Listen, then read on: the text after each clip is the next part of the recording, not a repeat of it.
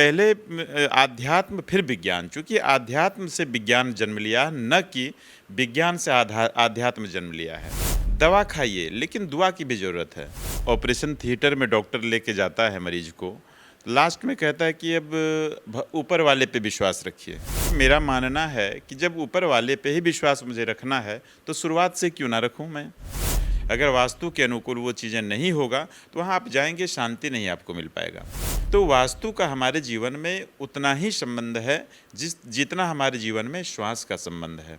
आध्यात्म आके विज्ञान तक ही रुक जाता है और विज्ञान आके आध्यात्म में ही सिमट जाता है। ग्रह महादशा हमारे जीवन में आते हैं और उनका समय समय पे उपचार, समय समय पे उनकी व्यवस्था, समय समय पे उनका जो चीज़ें हैं करना है। तो जिसके ऊपर विश्वसनीयता बने, उस व्यक्ति से आपकी कुंडली का निरीक्षण कराएं और समय समय पे उसके अनुकूल आप अपने चीज़ों को करते चले। आप देखिए, कभी आप पीछे मुड़ के नहीं देखेंगे। अध्यात्म और ज्योतिष वर्तमान समय में लोगों के जीवन का महत्वपूर्ण अंग बन चुका है। चाहे घर के वास्तु दोष की बात हो या फिर जीवन से जुड़े कई सारे समस्याओं का समाधान।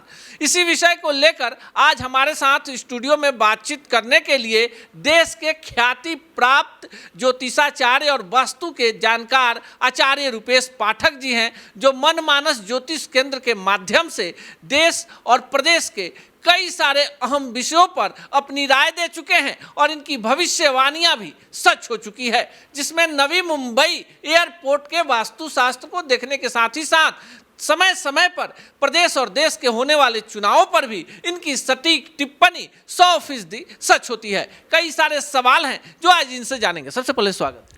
नमस्कार अनुप जी। सबसे पहले तो सच तलक चैनल को बहुत बहुत बधाई और शुभकामनाएं। निरंतर नित्य प्रति निष्पक्षता और निस्वार्थ भाव से जिस तरह से समाज में और सामाजिक तौर पे एक अपनी छाप छोड़े हैं आप सब, इसके लिए आप सबों को बहुत बहुत बधाई और शुभकामनाएं। और आप उम्मीद है कि इसी तरीके से आप लोग निष्पक्षता के साथ और इसी तरह एक जैसे कहते हैं चौथा खंभा, तो चौथा खंभा बड़ा मजबूती के साथ आप लोग उभर के आ रहे हैं और मेरी शुभकामनाएं और मैं साथ में हूँ। अध्यात्म ज्योतिष पर बात करते हैं, चूंकि आप उसके एक्सपर्ट हैं। आपको क्या लगता है, ज्योतिष अंधविश्वास है या फिर प्रामाणिकता पर आधारित? नहीं, सीधी सी बात है अनूप जी। आप देखते हैं जब ऑपरेशन थिएटर में डॉक्टर लेके जाता है मरीज को, लास्ट में कहता है कि अब ऊपर वाले पे विश्वास रखिए। तो मेरा मानना है कि जब ऊपर वाले पे ही विश्वास मुझे रखना है, तो शुरुआत से क्यों ना रखूं मैं, विश्वास रखूं मैं। मेरा मानना है कि पहले आध्यात्म फिर विज्ञान, चूँकि आध्यात्म से विज्ञान जन्म लिया, न कि विज्ञान से आध्यात्म जन्म लिया है। दवा खाइए, लेकिन दुआ की भी ज़रूरत है। आप किसी का बद्दुआ लेंगे और लाख दवा खाते रहेंगे, वो दवा आपको शूट नहीं करेगा। उसी तरीके से ज्योतिष आध्यात्म हमारे जीवन में एक बिल्कुल उसी तरह, एक जैसे कहते हैं ना कि ईश्वर का चमत्कार हुआ, ये चीज़ें उल्टा हो गया, बर्बाद होने वाली चीज़ें थी, ठीक हो गया। तो उसी तरीके से ज्योतिष आध्यात्म हमारे जीवन में मायने रखता है। वास्तु शास्त्र को लेकर तरह तरह के बाबा हैं, तरह तरह के सोशल मीडिया पर लोगों को उपाय बताए जाते हैं, गूगल तक पर लोग सर्च करते हैं। चूंकि आपने इस पर रिसर्च किया है, इसके एक्सपर्ट हैं, आपको क्या लगता है वो क्या है? अनूप जी, सीधी सी बात है कि मैं तो यही कहूँगा कि बहुत ज़्यादा गूगल पे या फिर आज के डेट में यूट्यूबर मैं तो देखता हूँ, मैं तो मैंने आश्चर्यचकित हूँ कि मैंने कुछ भी बोल देना यूट्यूब पे आके चैनल बना के। चूँकि ये एक जो है ना लोगों का माइंड ही सेट हो गया है कि किसी तरह से व्यूअर बनना है, चैनल के माध्यम से पैसा कमाना है। ऐसा नहीं होना चाहिए। चूँकि वास्तु एक ऐसा चीज़ है कि वास्तु को आप मान के चलिए कि वास्तु सबसे बड़े वास्तुविद जो हैं वो आपके शिल्पकार विश्वकर्मा थे और विश्वकर्मा के समय से ही वास्तु प्रारंभ हुआ। आप देखे होंगे कि वास्तु के अनुकूल अगर मंदिर नहीं बना, वो करोड़ों अरबों आप उस मंदिर में लगा दीजिए, अगर वास्तु के अनुकूल वो चीज़ें नहीं होगा, तो वहाँ आप जाएंगे, शांति नहीं आपको मिल पाएगा। वहाँ पर आप जाएंगे, आपको 2 मिनट वहाँ बैठने की इच्छा नहीं होगी। मंदिर बेशक छोटा हो, लेकिन अगर वास्तु के अनुकूल हो, आप वहाँ बैठेंगे तो बहुत ही आपको शांति मिलेगी और मन आपका जो है एकदम बिल्कुल प्रसन्न हो जाएगा। अब बड़े बड़े देखते होंगे राजमहल, राजा 2 शादी 4 शादी किए, लेकिन किसी रानी से उनको कोई संतान की प्राप्ति नहीं हुई। लास्ट में जाके राजमहल नष्ट हो गया, टूट गया, फूट गया, बिखर गया। तो वास्तु का हमारे जीवन में उतना ही संबंध है जितना हमारे जीवन में श्वास का संबंध है।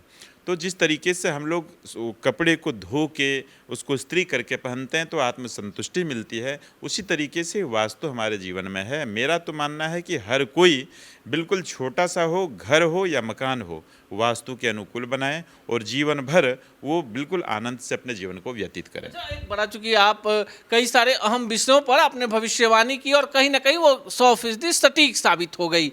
आपसे जानना चाहेंगे कि ग्रह गोचर मानव जीवन पर कितना प्रभाव डाल पाते हैं? सबसे बड़ी बात है कि अनूप जी, ग्रह गोचर का हमारे जीवन से संबंध उतना ही है जिस तरीके से कोई व्यक्ति सिगरेट पीने वाले हैं, उनको सिगरेट का लत है, लेकिन कोई व्यक्ति वहाँ खड़े हैं, उस सिगरेट के धुआं से उनका आँख जल रहा है, ठीक है ना, उनका आँख जल रहा है, उस धुएं से उनको खराश आ रहा है, वो खांसना शुरू कर दे रहे हैं। तो हमारे जीवन में ग्रहों का उतना ही प्रभाव है।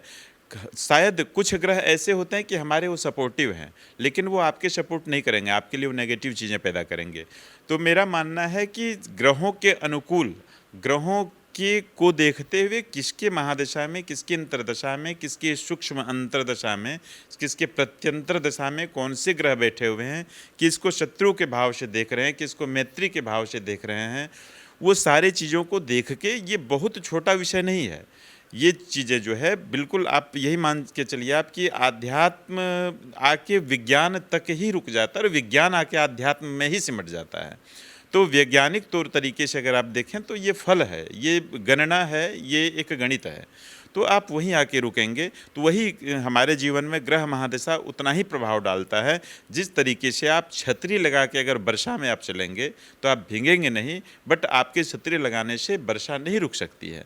उसी तरीके से ग्रह महादशा हमारे जीवन में आते हैं और उनका समय समय पे उपचार, समय समय पे उनकी व्यवस्था, समय समय पे उनका जो चीज़ें हैं करना है और कराते रहना चाहिए। जिस तरीके से हमारे जीवन में होता है ना कि साल भर में पूरे शरीर का बॉडी चेकअप, तो अगर मेरी समझ से अगर हो तो आप किसी से, कोई ज़रूरी नहीं कि आप हमी से या किसी व्यक्ति के, आपको जिसके ऊपर विश्वास हो, जिसके ऊपर विश्वसनीयता बने, उस व्यक्ति से आपकी कुंडली का निरीक्षण कराएं और समय समय पे उसके अनुकूल आप अपने चीज़ों को करते चले। आप देखिए कभी आप पीछे मुड़ के नहीं देखेंगे। एक बड़ा सवाल है कि आप कह रहे हैं कि हमसे या किसी और से, जिस तरह से सोशल मीडिया ने लोगों के जीवन में एक बड़ा स्थान बना लिया है और कई प्रकार के प्रोपेगेंडा फैलाने वाले बाबा भी नजर आएंगे जो लोगों को डराते हैं, धमकाते हैं ग्रह गोचर को लेकर। आपको लगता है कि जो जानकार हैं उन तक लोगों की पहुंच होनी चाहिए, जो सही में गणना कर पाते हैं या जिन्होंने ज्योतिष, अध्यात्म और वास्तुशास्त्र की पढ़ाई की है उनके पास जाना चाहिए?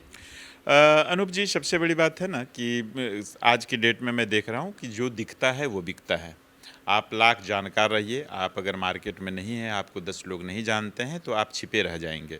और अभी जो है ना वर्तमान में जहाँ सरस्वती वहाँ लक्ष्मी नहीं रहती हैं और जहाँ लक्ष्मी रहती है वहाँ सरस्वती नहीं रहती हैं। तो हम लोग सरस्वती के उपासक हैं, लक्ष्मी के उपासक के आगे हम लोग को झुकना पड़ जा रहा है। और अभी है क्या कि वो बड़े बड़े बिजनेस चला रहे हैं और कुछ नहीं, उनका सिर्फ एक ही प्रोपोगंडा है कि यूट्यूब में आना है, इतना मुझे सब्सक्राइबर, इतना लाइक मिलना है, उसके माध्यम से मुझे पैसा कमाना है। मैं तो ये आप अगर कहेंगे तो मैं डिबेट पे बैठने के लिए इसके लिए तैयार हूँ। मैं कुछ ऐसे विषय को जानता हूँ कि मैं सामने रखना चाहता हूँ। बहुत बड़े बड़े अपने आप को ज्योतिषाचार्य और वेदाचार्य बता रहे हैं और ऐसी चीज़ें वो डिबेट में रखते हैं। तो सबसे बड़ी बात है कि आपके जैसे व्यक्ति हैं कि चीज़ों को खोद के और चीज़ों को बारीकी से उसको खींच के सामने लाते हैं, लेकिन ऐसे भी लोग हैं कि उस विषय पे प्रकाश नहीं डाल पाते हैं और उनका जो दुकान है जैसे वो चाहते हैं वो चलता है और चलते चला जाता है। हमारे साथ आचार्य रूपेश कुमार पाठक हैं और इन्होंने साफ साफ बता दिया कि ग्रह गोचर और तमाम तरह की जो आध्यात्मिक चीज़ें हैं वो एकदम सही है, 100% खरी है। समय समय पर हम आचार्य रूपेश पाठक को अपने दर्शकों के विशेष अनुरोध पर सामने लाएंगे, ग्रह गोचर ज्योतिष संबंधित कई सारे समस्याओं का समाधान भी कराएंगे। आपको बातचीत कैसी लगी कमेंट बॉक्स में जरूर बताइएगा। सच टॉक का ये वीडियो आप लोगों को कैसा लगा कमेंट करके जरूर बताएं। साथ ही साथ अपने दोस्तों से शेयर करना इस वीडियो को ना भूलें और हमारा 25 लाख का परिवार फेसबुक पे है, फॉलो बटन पे क्लिक करके जो है आप उससे जुड़ सकते हैं। यूट्यूब पे भी लगभग 25 लाख का परिवार है हमारा, उस पे भी जो है सब्सक्राइब बटन पे क्लिक करके आप जुड़ सकते हैं।